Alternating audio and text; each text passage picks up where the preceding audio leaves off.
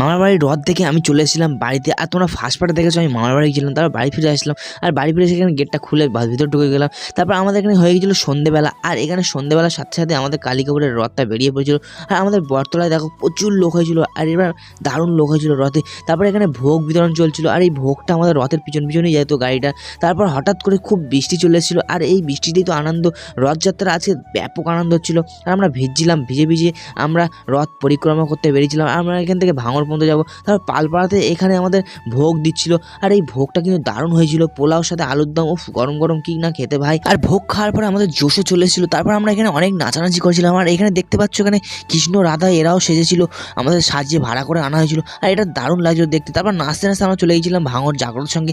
আর যেটা এখানেই মামার বাড়ি জগন্নাথের আমাদের ভাঙড়ের। আর সেখানে রথটা আমরা রাখা হবে, বাইরে আবার উল্টো রথের রথটা নিয়ে যাওয়া হবে। বাইরে আমরা এখন ভিজতে ভিজতে বাড়ির দিকে যাই। আর তোমরা মিনি সাবস্ক্রাইব করতে থাকো। বাই।